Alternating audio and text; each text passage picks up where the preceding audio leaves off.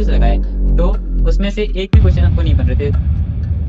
TCS में जो compiler issue है बहुत ज़्यादा देखने को मिलता है, कंपाइलर ही फेल हो जाता है क्योंकि बहुत हैवी ट्रैफिक रहता है। मतलब रिजल्ट के पहले हमको कॉन्फिडेंस था ही, लेकिन एक डर भी था कि यार क्या होगा, कहीं कुछ गलत ना हो जाए, प्राइम निकलेगा नहीं निकलेगा, डेटा ना मिल जाए, निंजा ना मिल जाए, अगर हम लोग को पता चल रहा है एग्जाम ही कैंसिल हो गया। मेन चीज तो मैनिफेस्टेशन भी है। फर्स्ट डे जब हमको पता चला था कि टीसीएस आ रही है, तो हम लोग आपस में कहते थे we are prime candidates, we are prime candidates. So hello guys, we three times cracked TCS in recent times and we all three got selected for the prime interview. But कुछ mistakes की वजह से हम लोगों को अलग-अलग roles assign हुए interview के बाद. So introducing first, we have Moksh Mishra, he cracked the ninja role. We have Samarth Tyagi, he cracked the digital role, and I, Krish Chaturvedi, and I have cracked the prime role. तो आज हम आपसे discuss करेंगे पूरा TCS एमक्यूटी का process and क्या mistakes आपको नहीं करनी है ताकि आपका भी टीसीएस में प्राइम रोल पे सिलेक्शन हो पाए। So Samarth will brief us about the TCS NQT process. तो टीसीएस एनक्यूटी का ये सीन रहता है कि हायरिंग के लिए वो प्रायोरिटी कॉलेजेस में आती है और प्रायोरिटी कॉलेज में बेसिकली दो हिस्सों में हमारा हायरिंग प्रोसेस डिवाइड रहता है। First one is the online assessment and second one is the interview process. Interview में 3 राउंड होते हैं। First one is the technical round, second is the managerial round and third is the HR round. We will discuss it later. First let's talk about the online assessment. तो online assessment में basically 3 चीजें included रहती हैं। First one is the numerical ability, second one is the logical reasoning and third one is the verbal ability. तो verbal ability में भी इस बार pattern change था, विल डिस्कस इट लेटर। और उसके बाद दो, जैसे एनक्यूटी में क्वेश्चंस आते हैं कोडिंग कोडिंग क्वेश्चंस, तो दो, एक डीएसए का मीडियम लेवल आता है और एक डीएसए का इजी लेवल आता है। तो क्या प्रिपरेशन करनी पड़ती है हमें ऑनलाइन असेसमेंट को निकालने के लिए, वो हमें मोक्ष गाइड करेगा। जैसे कि समर्थ ने बताया, ऑनलाइन असेसमेंट में 3 पार्ट होते हैं, numerical ability, logical reasoning and verbal ability. तो न्यूमेरिकल एबिलिटी में सबसे पहले तो अगर मैं अपना हम लोग अपना एक्सपीरियंस शेयर करें तो हम लोग ने स्टार्ट किया था केजी वाले से। देन हम लोग को जो नेगेटिव पॉइंट देखे कि केजी वाले में क्या कमियां हैं, जिससे हमने फिर स्विच किया कैंपस मॉन्क से। तो केजी वाले ने क्वेश्चन करवाए हैं पीवाईक्यू की एकदम बेसिक लेवल की, आपको समझने के लिए आसानी हो, वो एक बार में समझ में आ जाए। लेकिन राइट। वही सारे क्वेश्चन करके हम टीसीएस प्लेसमेंट क्रैक नहीं कर सकते, क्योंकि जब हमने कैंपस माउंट के लेक्चर्स देखे तो हमने देखा कि किस लेवल के क्वेश्चन आते हैं। हमने उनको कंपेयर किया, जो पीवाईक्यूज होते हैं, जो गूगल से हमने पीवाईक्यूज निकाले पिछले 5 साल के टीसीएस एनक्यूटी के, उसको हमने लगाना स्टार्ट किया। तो हमसे एक भी क्वेश्चन नहीं लगा जब हमने केजी वाले का पढ़ के एग्जाम दिया। तब फिर हमने कैंपस माउंट से पूरी प्रिपरेशन की, पूरे कॉन्सेप्ट समझे डीप में, हमने एनालाइज किया कि किस पैटर्न में कैसे कैसे अप्रोच लगानी होती है क्वेश्चन को सॉल्व करने के लिए। देन हमने फिर पीवाईक्यू सॉल्व किए तो हमसे एक बार में ही सारे क्वेश्चंस बनने लगे। बेसिकली डिफरेंस यही था कि कैंपस मॉन्क जो है वो कॉन्सेप्ट वाइज पढ़ाते थे एंड जो केजी प्लेसमेंट में उन्होंने डायरेक्ट क्वेश्चंस करा दिए थे विद फॉर्मुलेज, तो आप कोई नए क्वेश्चन को अप्रोच करने का तरीका नहीं जान पाते थे। राइट। और ये कोई स्पॉन्सर्ड नहीं है, लोगों को ऐसा लगे कि हमने कैंपस हाँ। मॉन्क को स्पॉन्सर किया है ना, ये जेन्युइन रिव्यू है कि हमने हर एक, मतलब हमने सिर्फ केजी और कैंपस मॉन्क से नहीं, 3-4 चैनल और से पढ़ा हमने। हाँ। देन हमने फाइनलाइज किया कि हाँ, कैंपस मॉन्क में एक्चुअल में वो कॉन्सेप्ट सिखाए गए हैं, एक्चुअल में उस वे में पढ़ाया गया है जिसको पढ़ के हम एनक्यूटी एग्जाम की न्यूमेरिकल एबिलिटी के क्वेश्चंस या logical reasoning questions correct solve कर सकते हैं। और अगर मैं बात करूँ कि लॉजिकल रीजनिंग की, तो logical reasoning as such tough नहीं आता है, जितना नहीं कि आता है। न्यूमेरिकल एबिलिटी आता है। तो लॉजिकल रीजनिंग तो हो जाएगा, वर्बल भी अगर आपकी इंग्लिश स्ट्रांग है तो बहुत ईज़िली निकल जाएगा। इजी हमने अलग है। से प्रिपरेशन नहीं किया। की नहीं थी। हाँ। और इस बार तो ऐसा हुआ था कि पैटर्न ही पूरा चेंज हो गया था वर्बल का। तो हाँ। हमने अगर थोड़ा बहुत प्रिपेयर भी किया था तो वो कोई सेंस नहीं निकला उसका। राइट। तो जैसा कि मैंने बताया था कि वर्बल एबिलिटी में इस बार पैटर्न चेंज हुआ था, तो इस बार बेसिकली वर्बल एबिलिटी में 3 पार्ट थे, जिसमें पहला पार्ट जो था वो आपका फिल इन द ब्लैंक्स था, जो कि इजी था। सेकंड पार्ट जो था वो आपको पैराग्राफ दिया हुआ था और आपको मेमोराइज करके उसको अपने शब्दों में लिखना था। और थर्ड पार्ट जो था वो ईमेल राइटिंग था। बेसिकली आपको ईमेल का फॉर्मेट वगैरह दे दिया गया था, उसमें आपको अपने हिसाब से लिखना था। तो ये कुछ पैटर्न था जो इस बार टीसीएस ने चेंज कर दिया था वर्बल एबिलिटी के लिए। तो मतलब हमें ज्यादा प्रिपरेशन लगी नहीं थी सच वर्बल एबिलिटी के लिए। हम सिर्फ ईमेल राइटिंग का पैटर्न देख के गए थे एंड वर्बल एबिलिटी इजी आता है। मेन जो हमारा फोकस होना चाहिए वो न्यूमेरिकल एबिलिटी में होना चाहिए। रीजनिंग जो है वो हम काफी अच्छे लेवल की पढ़ के चले गए थे, ऐसा लगता है कैंपस मॉन्क से, और जो आई थी वो काफी इजी लेवल की थी। तो अगर डीएसए की बात करें तो एक क्वेश्चन जो आता है वो इजी लेवल क्वेश्चन आता है, सेकंड क्वेश्चन जो आता है मीडियम टू हार्ड लेवल का आ सकता है। अब हमारे शिफ्ट में ऐसा हुआ था कि जो इजी लेवल क्वेश्चन था वो थोड़ा डिफिकल्ट था, तो उसके मेरे कुछ ही टेस्ट केसेस पास हुए थे। लेकिन जो मीडियम टू हार्ड लेवल वाला क्वेश्चन था उसके हम लोगों ने पूरे टेस्ट केसेस पास कर दिए थे। तो मतलब आप ये एक्सपेक्ट कर सकते हैं कि अगर आपने एक क्वेश्चन पूरा कर दिया है, एक के कुछ टेस्ट केसेस पास कर दिए, तो आपको प्राइम इंटरव्यू का कॉल आ जाएगा। तो हम तीनों यहाँ से सिलेक्ट हो गए थे प्राइम इंटरव्यू के लिए। उसके बाद हम तीनों को अलग अलग रोल्स असाइन हुए हैं, क्योंकि इंटरव्यू में कुछ मिस्टेक्स की होंगी एंड वहां से हमने बहुत कुछ सीखा है। तो अब हमें सबसे पहले मोक्ष बताएंगे अपनी जर्नी।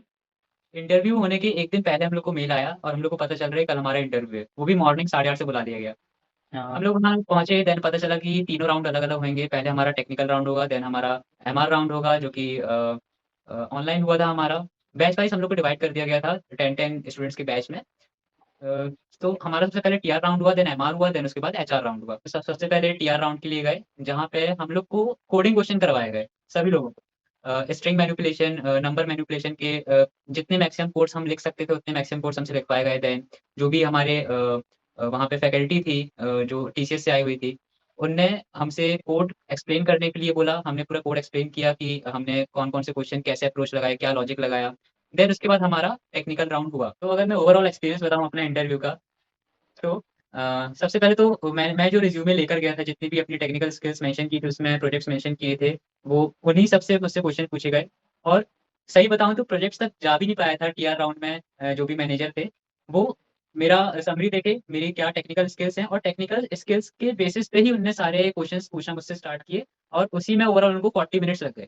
मतलब सिर्फ टेक्निकल स्किल्स ही जो-जो मैंने मेंशन किया था, उसी में डीप लेवल में, कि like how to create a server, how to write a code in React, how to make APIs. मतलब अगर जो-जो आपने मेंशन किया टेक्निकल में, उसमें ही वो डीप में घुस गए कि आप कैसे क्रिएट करोगे, अगर आपको ये प्रोजेक्ट दे दिया जाए, तो आप इसमें एपीआईज़ कैसे लगाओगे, क्या रिसोर्सेज़ यूज़ करोगे।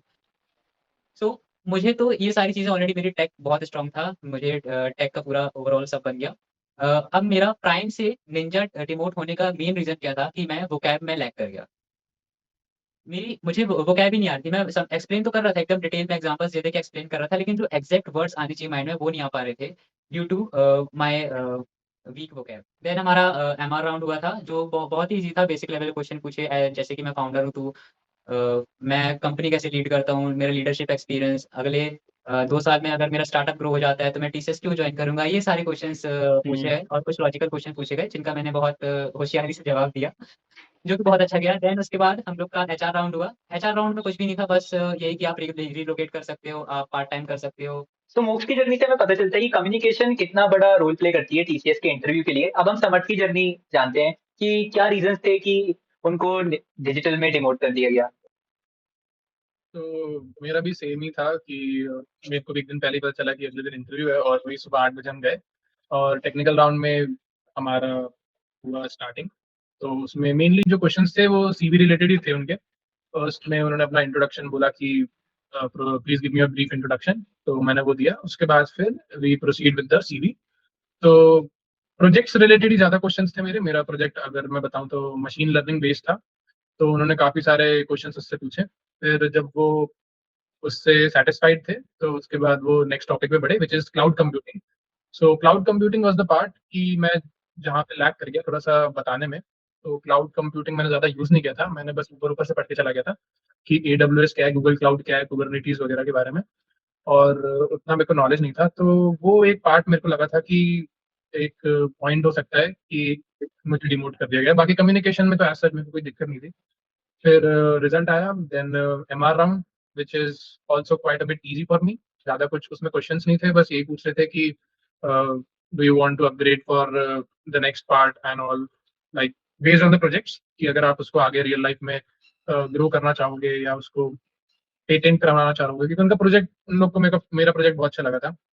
और एचआर में भी नॉर्मल यूजुअल क्वेश्चंस रिलोकेटिंग वगैरह के, एंड दैट्स इट। तो समर्थ की जर्नी से हमें पता चलता है कि आपको वो एक्स्ट्रा टॉपिक्स भी पूछ सकते हैं कि मतलब क्लाउड वगैरह अगर आपके रिज्यूमे में मेंशन नहीं है, लेकिन उनको आपसे सवाल करना है तो वो एडब्ल्यूएस के बारे में पूछ सकते हैं। तो हमें लेटेस्ट टेक्नोलॉजीज के बारे में आइडिया होना चाहिए कि जेन एआई अभी इतना बूम में है, तो आपसे इन सारे टॉपिक से रिलेटेड भी सवाल कर सकते हैं। तो अगर मैं अपनी बात करूँ तो मेरा भी एकदम मोक्ष के साथ ही हुआ था इंटरव्यू, एंड मोक्ष जैसे इंटरव्यू हुआ था। मतलब इंटरव्यू ने सबसे पहले स्ट्रिंग के कोड्स दिए, एंड वो आके एनालाइज कर रहा था कि मैं कोड उसको कितने अच्छे से एक्सप्लेन कर पा रहा हूँ। मैंने कोड एक्सप्लेन किया, वो मेरे को उन्होंने कहा कि आ जाओ आप टीआर के लिए। फिर टीआर भी उन्होंने स्टार्ट किया इंट्रोडक्शन से, एंड पूरा इंटरव्यू सिर्फ जो स्किल्स वाला सेक्शन होता है रिज्यूमे में उस पे बेस्ड था। प्रोजेक्ट्स पे हमसे कोई सवाल नहीं किए गए। उन्होंने स्टार्ट किया एचटीएमएल से। उन्होंने मेरे से एचटीएमएल में इनपुट कैसे लेते हैं उसका कोड करके दिखाओ, ऐसे स्टार्ट किया। देन रिएक्ट जेएस मैंने मेंशन किया था, रिएक्ट जेएस में कंपोनेंट कैसे बनाते हैं, यूज स्टेट क्या होता है, यूज स्टेट का कोड लिख के बताओ, यूज इफेक्ट का कोड लिख के बताओ। फिर रेस्ट एपीआईज क्या होती है, रेस्ट एपीआईज का कोड लिख के बताओ। तो ये सारी चीजें हमें दिमाग में रहनी चाहिए कि हमने अगर डेवलपमेंट साइड प्रोजेक्ट लिखा हुआ है, तो हमको उसको कोड करते आना चाहिए, मतलब जो इंपॉर्टेंट पार्ट्स होते हैं। फिर जावास्क्रिप्ट में क्लोजर्स क्या होते हैं, ऐसे सारे जो इंपॉर्टेंट क्वेश्चंस है वो पूछे गए। देन एसक्यूएल काफी अच्छा पूछते हैं। टीसीएस के इंटरव्यू में आप सबने सुना होगा, तो एसक्यूएल की कुछ क्वेरीज पूछी। एंड मेन जो मेरे को लगता है कि मैंने उनको बहुत सारी बैकएंड की चीजें भी ना कोड करके दिखाई थी, एंड कम्युनिकेशन मेरा पूरे टाइम फ्लो में था। तो क्रॉस क्वेश्चनिंग में मेरे को ज्यादा दिक्कत नहीं हुई। कुछ क्वेश्चंस ऐसे थे मेरे से नेक्स्ट ईयर वगैरह के जो नहीं बने, पर 80 to 85% मैंने करेक्ट आंसर्स दिए थे अपनी तरफ से। तो वो सेटिस्फाइड थे। एंड इसके बाद जब रिजल्ट आया तो मैं एमआर राउंड के लिए क्वालिफाई हो गया था। एमआर राउंड में उन्होंने ऐसे कुछ पूछा नहीं मेरे से, लीडरशिप के बारे में पूछा कि अगर आपको सीईओ बना दें टीसीएस का तो बनना चाहोगे। एंड फिर इसी में उन्होंने फंसा लिया कि मतलब आप मैनेजरियल पोजीशन में जाना चाहते हैं, आपको टेक्निकल साइड में इंटरेस्ट नहीं है, तो आपको ये सारी चीजें अच्छे से सोच समझ के वही जवाब देनी है। ऐसी चीजों की आप प्रिपरेशन नहीं कर सकते हैं। वॉट यू ट्रूली आर आपको वहां पे वही दिखाना है। देन एचआर राउंड हुआ, वो 1 मिनट का था एंड वो काफी इजी था कि रिलोकेट करोगे नहीं करोगे। एंड देन रिजल्ट आया एंड हम तीनों को रोल्स असाइन हो गए। तो ओवरऑल जर्नी हम लोगों की बहुत अच्छी रही थी, हम तीनों ने साथ में पढ़ाई करी एंड फिर सिलेक्ट हो गए। मेन जो डिसाइडिंग राउंड होता है वो टीआर राउंड होता है। टीआर राउंड डिसाइड कर देता है आपका सिलेक्शन होगा नहीं होगा, किस रोल में होगा, ये सब वहीं पे डिसाइड हो जाता है। हाँ, तो बेसिकली जो टीआर राउंड होता है that is the decision making round. उसके बाद एमआर और एचआर राउंड तो इजी रहता है, इजी बिकॉज होते एमआर हैं, हाँ। राउंड में आपके लॉजिकल क्वेश्चन ज्यादा आपसे पूछते हैं, आपका माइंडसेट पूछते हैं। और एचआर राउंड तो बेसिक क्वेश्चन रहते हैं कि अगर आपके पास रीलोकेटिंग की फैसिलिटी नहीं है तो वो बता दो, रिमोट काम करना है कि नहीं, और कोई ऐसे पर्टिकुलर आवर्स तो नहीं है आपको कि उसी में आप काम कर सकते हो, तो दैट इज इजी। मेन चीज यही है कि आप एप्टीट्यूड पढ़ो सही जगह से, सही रिसोर्सेज। हम सब ने कैंपस मॉन्क फॉलो किया। डीएसए की प्रिपरेशन आप अच्छी रखो, बहुत सारे चैनल्स हैं, जिस भी लैंग्वेज में आप कर रहे हो कर सकते हो। थोड़ा कंपाइलर इशू रहता है तो आप, मैं तो कहूंगा कि नोट पैड में प्रैक्टिस करके जाओ डीएसए कोर्स की, क्योंकि वहाँ ब्रैकेट्स वगैरह भी सारे खुद से लगाने पड़ते हैं। एंड कम्युनिकेशन में आप थोड़ा इंप्रूव कर सकते हो। जैसे हम 3 लोग साथ में गूगल मीट रखते थे एंड उसमें एक दूसरे से खुद से ही क्वेश्चन पूछते थे कि ऐसा क्वेश्चन आएगा तो क्या जवाब देना है। एंड पूरा जो कन्वर्सेशन चलता था वो इंग्लिश में चलता था। तो इससे हमारा जो फ्लो है इंग्लिश का वो काफी अच्छा रहा, जिससे इंटरव्यू में हेल्प तो काफी ज्यादा हुई थी। हाँ, मतलब बाकी लोग इंटरव्यू वाले दिन सोच रहे थे कि कॉन्फिडेंट रहना, हमको ये रहना। हम लोग के माइंड में एक बार भी वो चीज़ नहीं आई ना, हम लोग एक भी बार नर्वस हुए और फुल कॉन्फिडेंट में, मतलब माइंड में आई ही नहीं। हम लोग डायरेक्ट इंटरव्यू देने गए एंड फुल कॉन्फिडेंस से पूरा इंटरव्यू चला गया। देन बाद में रियलाइज हो रहा है, अरे हाँ, हम लोग मतलब किस कॉन्फिडेंस से हम लोग इंटरव्यू देकर आए हैं। सामने जो लोग बैठे हुए थे, जो बाकी हम्म। स्टूडेंट्स थे, उन्होंने हमको बताया, यार तुम लोग इतने कॉन्फिडेंट कैसे थे। जब हमको रियलाइज हुआ कि जो हमने 1 महीने पहले से जो प्रिपरेशन करना स्टार्ट की थी मीटिंग में, वो हमको हम्म। कितनी बेनिफिट की है। एक मेन चीज तो मैनिफेस्टेशन भी है। फर्स्ट डे जब हमको पता चला था कि टीसीएस आ रही है तो हम लोग आपस में कहते थे we are prime candidates, we are prime candidates. बार बार बोलते रहते थे एंड मेहनत भी की हमने साथ में, मैनिफेस्टेशन भी थी एंड भगवान ने भी साथ दिया।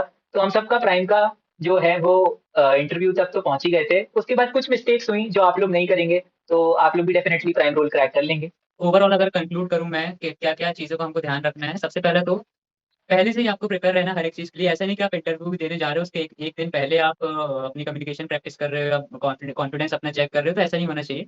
आपको पहले हम्म। से ही हर एक चीज़ के लिए प्रिपेयर रहना है, चाहे वो टेक्निकल पार्ट हो, नॉन टेक पार्ट हो, इंटरव्यू वाला पार्ट हो, कोई भी चीज़ हो, ठीक है? मतलब और बेसिकली आपको कंसिस्टेंट रहना है पूरे प्रोसेस के अराउंड एंड सारी चीजें पहले से कवर करके रखनी है। ये नहीं कि जब मेल आए तभी हम पढ़ना चालू करें तभी इंटरव्यू का, क्योंकि आपने पहले कितनी चीज पढ़ी हुई है वो मैटर करती है इंटरव्यू के दिन। क्योंकि जरूरी नहीं है जो आपने पढ़ा है वही पूछा जाए, बहुत सारी चीजों के बारे में भी आपसे पूछ सकते हैं। सच बताऊँ तो 1 दिन पहले तो मैंने कुछ प्रिपेयर ही नहीं किया था। जो पहले की हाँ। प्रिपरेशन थी वही हेल्प करी थी। यस। और अगर आप सोच रहे हैं कि डीएसए हम 1 महीने पहले पढ़ के निकाल लेंगे, तो मेरे हिसाब से वो थोड़ा डिफिकल्ट होगा, क्योंकि डीएसए तो डीएसए एक ऐसा टॉपिक है कि आपको पहले से प्रिपेयर करना होता है। आप 1 महीने पढ़ के एप्टीट्यूड निकाल सकते हो, बट डीएसए जो कोडिंग राउंड के क्वेश्चन रहते हैं वो मेरे ख्याल से थोड़ा मुश्किल पड़ेगा, बिकॉज वो इजी हाँ, तो नहीं जाते हैं। डीएसए को एटलीस्ट 6 to 7 मंथ्स अच्छे से प्रिपेयर करना पड़ेगा। बेसिकली टीसीएस में इनपुट भी हमें खुद से लेना पड़ता है। तो अगर आपको आता भी है क्वेश्चन तो वो अपने आप डिफिकल्ट रहता है, क्योंकि आपको इनपुट लेना है, ट्री में कैसे इनपुट लेना है, लिंक लिस्ट में कैसे इनपुट लेना है, ये सब आपको प्रैक्टिस करके जाना पड़ता है। तो उसके लिए आपको थोड़ा टाइम देना पड़ता है डीएसए की तरफ ज्यादा। और मैं एक चीज़ और इंक्लूड करना चाहूँगा, काफ़ी सारे लोग पाइथन में डीएसए करते हैं, जैसे मैंने पाइथन में डीएसए किया। तो उसमें काफ़ी सारे इनबिल्ट फंक्शंस होते हैं, जैसे सॉर्टिंग के लिए सॉर्ट हो गया, रिड्यूस करने के लिए डॉट रिड्यूस हो गया। तो डीएसए में ये सारे फंक्शंस, हमारी प्रैक्टिस क्या हो जाती है, नॉर्मल वीएस कोड में करते-करते हम यही सारे फंक्शंस यूज़ कर लेते हैं। जबकि वहाँ पे ये सारे फंक्शंस काम नहीं आते, हमको खुद से फंक्शन क्रिएट करना पड़ता है, खुद से लॉजिक लिखना पड़ता है। तो ये चीज़ का ध्यान रखना, और इनपुट लेते वक़्त भी पाइथन में काफ़ी सारे लोग बहुत मिस्टेक कर देते हैं। सो प्रैक्टिस तो लगती है पहले से। सो ओवरऑल यही थी हम तीनों की जर्नी। एंड आपको कोई भी डाउट्स हो आप कमेंट कर सकते हैं। एंड होप्स हम आगे भी ऐसे अच्छा करते रहें। Thank you for watching.